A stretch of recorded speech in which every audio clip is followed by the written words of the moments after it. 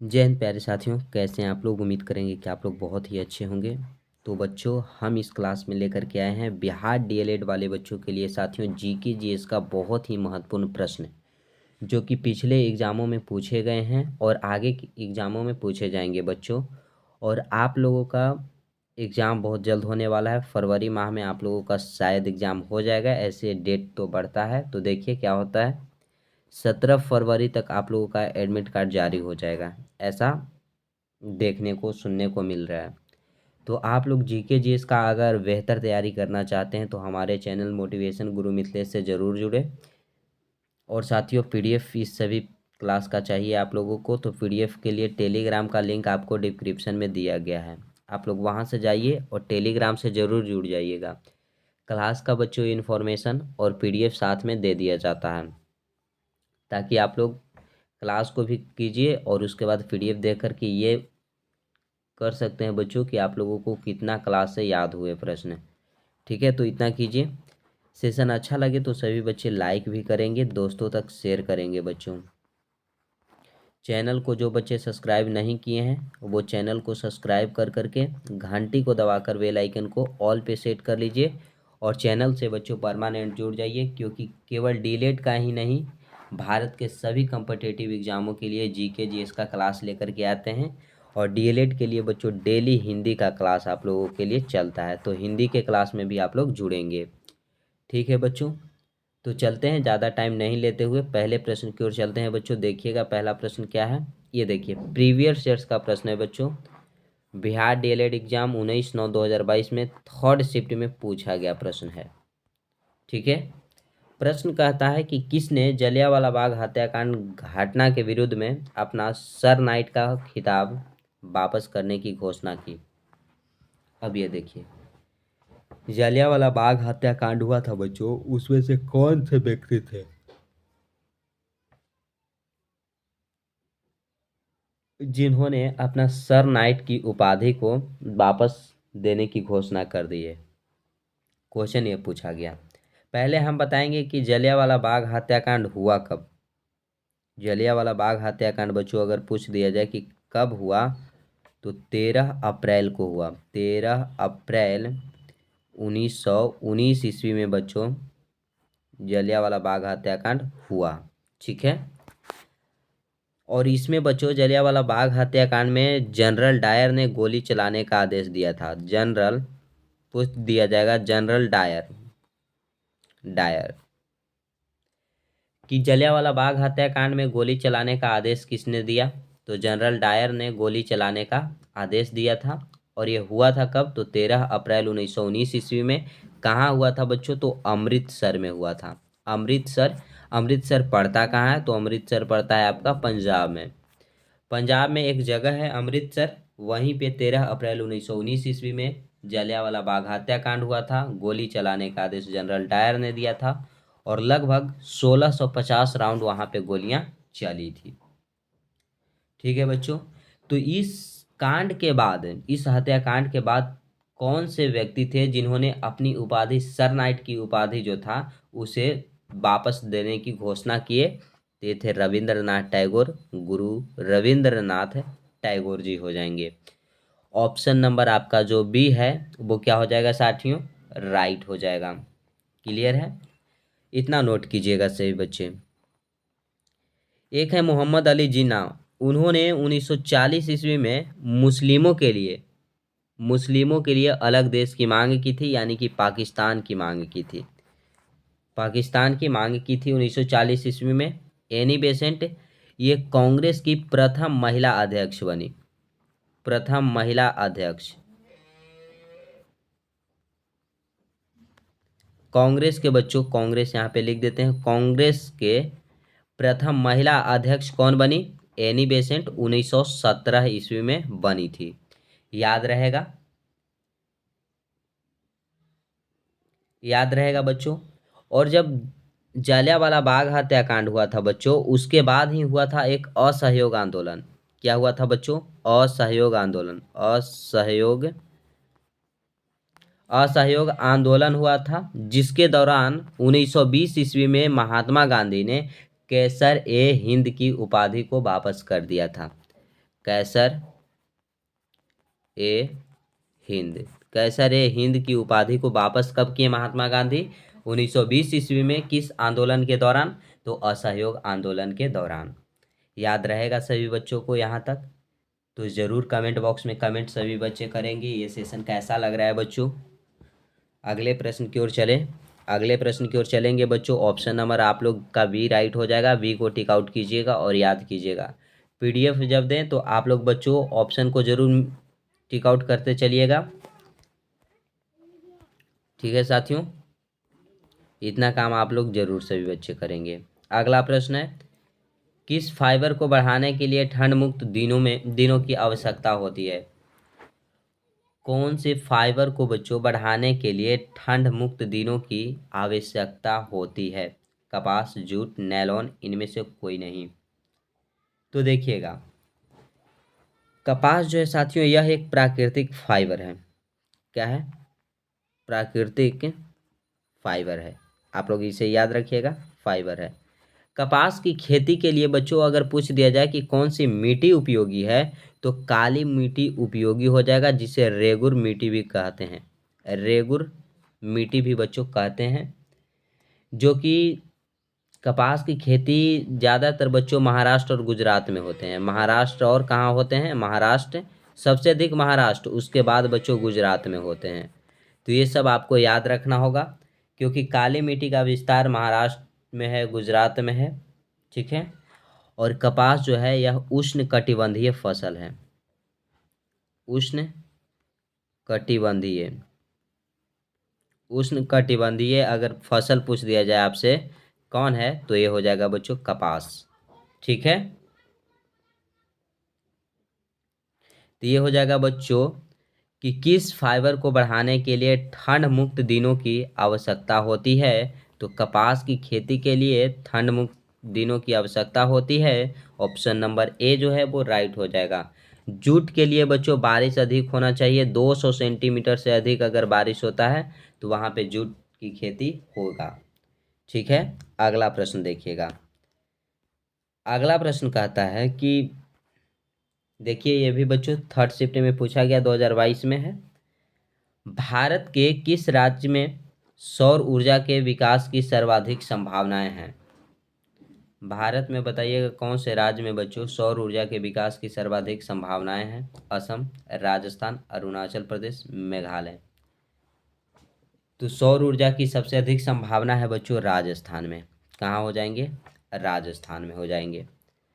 राजस्थान बच्चों क्षेत्रफल की दृष्टि से अगर पूछा जाए कि भारत के सबसे बड़ा राज्य, तो आपको राजस्थान हो जाएगा सबसे बड़ा क्षेत्रफल की दृष्टि से बच्चों। मेघालय में एक जगह है बच्चों मानसिन राम। मानसिन राम, यहाँ पे दुनिया का सबसे अधिक अगर बारिश पूछा जाए कि बारिश कहाँ होता है, तो दुनिया में सर्वाधिक बारिश बच्चों मानसिन राम मेघालय में होता है। क्लियर हो जाएगा? क्लियर है बच्चों? असम में काजीरंगा नेशनल पार्क है। काजीरंगा अगर नेशनल पार्क पूछे, काजीरंगा नेशनल पार्क कहाँ है बच्चों? काजीरंगा नेशनल पार्क असम में हो जाएगा। ठीक है।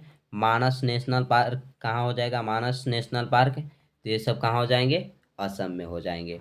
ऑप्शन नंबर आप लोगों को भी याद करना होगा। अगले प्रश्न पे चलेंगे साथियों।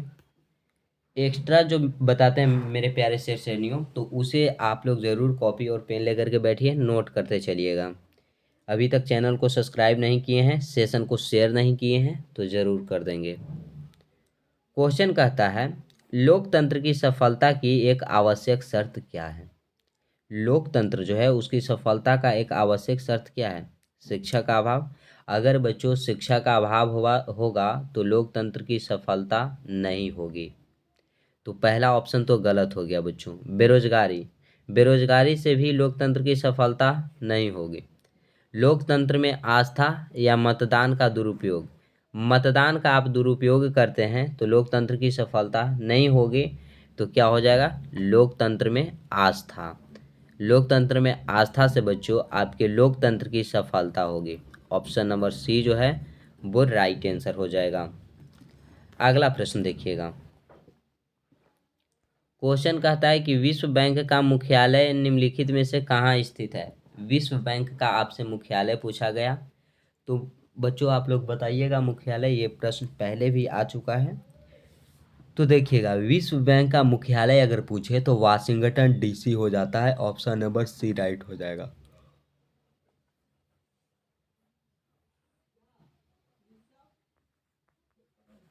अगर पूछे बच्चों कि विश्व बैंक की स्थापना कब हुआ, तो 1945 ईस्वी में विश्व बैंक की स्थापना हुआ, जिसका हेड क्वार्टर है वाशिंगटन डीसी। अगर पूछे बच्चों कि मनीला, तो एशियन डेवलपमेंट बैंक जो है बच्चों, एडीबी, एशियन डेवलपमेंट बैंक की अगर मुख्यालय पूछे तो मनीला हो जाएगा। न्यूयॉर्क में बच्चों यूएनओ का मुख्यालय, यूएनओ का मुख्यालय अगर आपसे पूछा जाए कि कहाँ है, तो ये हो जाएगा आपका न्यूयॉर्क में।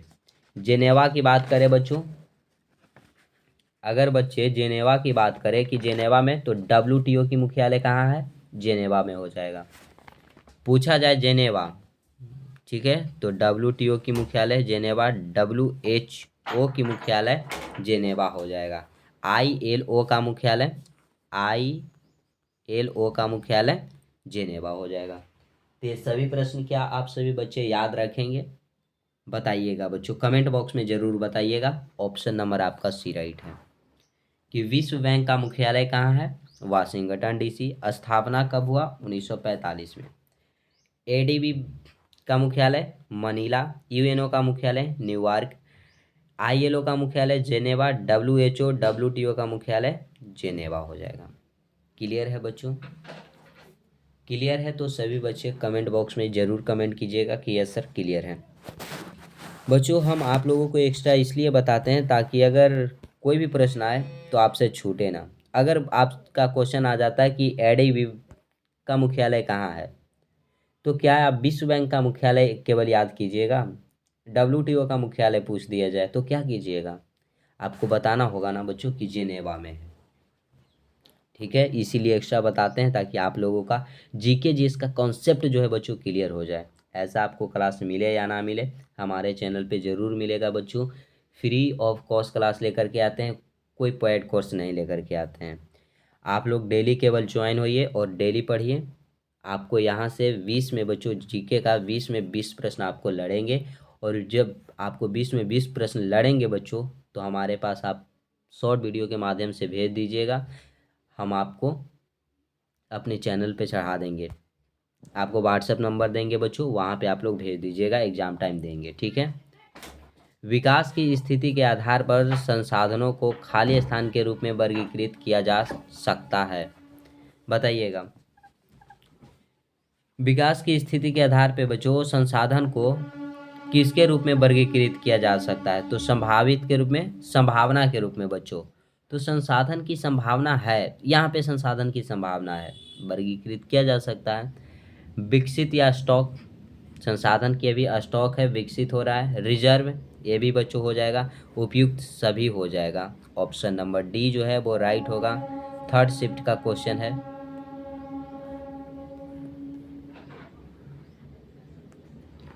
इनमें कौन कोल विद्रोह में शामिल था? कोल विद्रोह में शामिल कौन था बच्चों?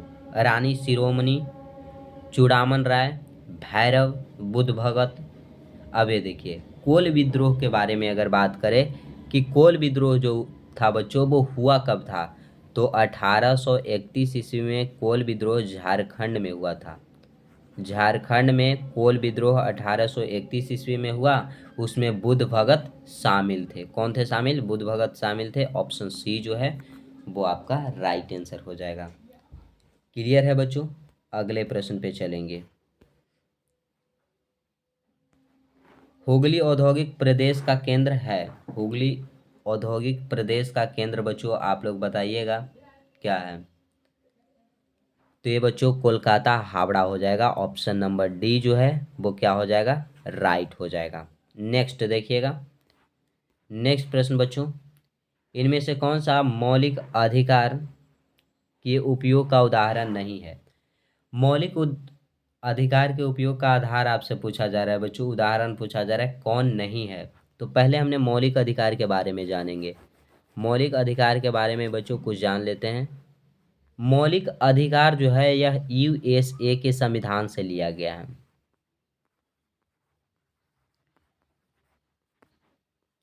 किस देश के संविधान से बच्चों? यूएसए के संविधान से लिया गया है, जिसका वर्णन अगर पूछा जाए तो भाग 3 में है।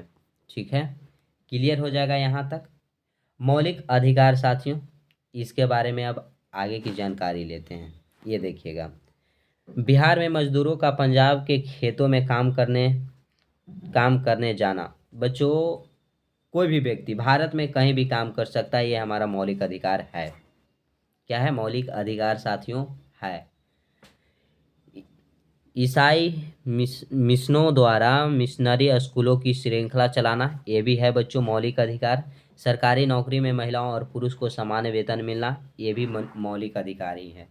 बच्चों द्वारा माँ बाप की संपत्ति विरासत में पाना, ये बच्चों समानता का अधिकार हो गया। यह मौलिक अधिकार नहीं है, ये हमारा संविधान में ऐसा नहीं है। संविधान से बाहर संशोधन होने के बाद ये बनाया गया बच्चों, तो ऑप्शन नंबर ए डी हो जाएगा, आपका राइट हो जाएगा। ठीक है, नेक्स्ट प्रश्न देखिएगा, नेक्स्ट क्या है? गौरवपूर्ण क्रांति किस देश में हुई? देखिएगा, गौरवपूर्ण क्रांति जो हुआ था बच्चों, इंग्लैंड देश में हुआ था। और कब हुआ था आपसे पूछा जाए, कब हुआ था? तो 1688 में हुआ था। और इसी क्रांति के बाद बच्चों इंग्लैंड में लोकतंत्र की स्थापना हुई। किसकी स्थापना हुई है? लोकतंत्र की स्थापना हुई है, ये याद रखिएगा। ठीक है, रूस की क्रांति कब हुई बच्चों? तो रूस की क्रांति 1917 ईस्वी में हुआ। अमेरिका स्वतंत्रता संग्राम कब हुआ? 1776 में हुआ। फ्रांस की क्रांति कब हुई? 1789 में हुई। ये सब याद रखिएगा बच्चों, ये सब प्रश्न आ जाते हैं और आ जाएंगे तो आप लोगों को बना लेना है। अगले प्रश्न पे चलेंगे। मानचित्र में नीले रंग द्वारा किस भाग को दिखाया जाता है? पठार, पर्वत, मैदान या जल? ये देखिएगा, पठार को साथियों भूरे रंग द्वारा दर्शाया जाता है, भूरे रंग द्वारा दिखाया जाता है। पठार को साथियों, सॉरी बच्चों, पठार हमने भूरा क्यों बता दिया यार। पठार को पीले रंग द्वारा, पीला रंग द्वारा, पर्वत को भूरा रंग द्वारा बच्चों, भूरा रंग द्वारा दिखाया जाता है। मैदान को हरा रंग द्वारा और जल को नीला रंग द्वारा। आप लोग देखते होंगे कि पृथ्वी पृथ्वी कैसा दिखता है अंतरिक्ष से बच्चों? पृथ्वी कैसा दिखता है? नीला दिखता है। तो नीला क्यों दिखता है? क्योंकि पृथ्वी पे जल की मात्रा 71% है, इसी कारण से पृथ्वी को नीला ग्रह भी कहा जाता है, नीला दिखता है। ठीक है, अगले प्रश्न पे चले, ऑप्शन सी राइट हो जाएगा।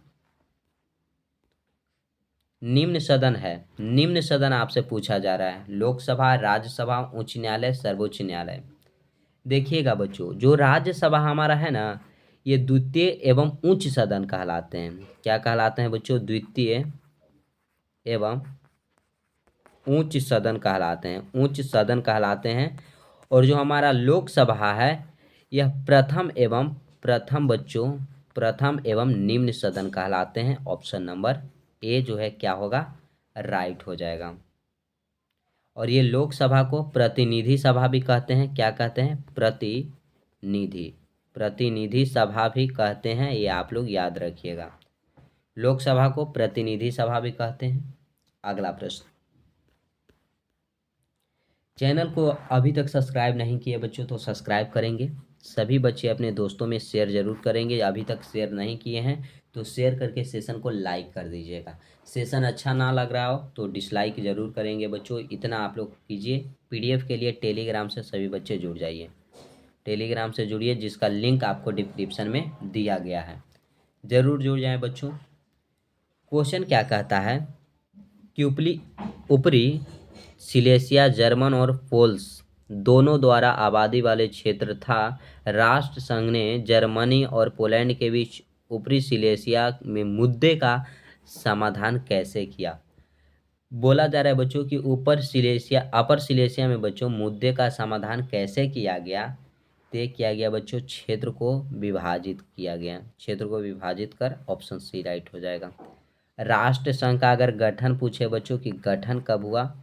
1920 ईस्वी में हुआ है, ये याद रखिएगा, सभी प्रश्न याद रखिएगा बच्चों। अगले प्रश्न पे चले हम। अगला प्रश्न देखिएगा, क्वेश्चन कहता है कि सर्वप्रथम मानसून शब्द किस देश की नाविक द्वारा प्रयोग किया गया? मॉनसून शब्द जो है साथियों सबसे पहले यूनान के लोगों द्वारा, यूनान के नाविक बच्चों, नाविक का नाम क्या था? एपाल्स नाविक, एपाल्स नाविक के द्वारा बच्चों मॉनसून शब्द का सबसे पहले प्रयोग किया गया। मॉनसून शब्द अरबी भाषा का एक शब्द है। ठीक है, ऑप्शन सी आपका राइट हो जाएगा। अगला प्रश्न,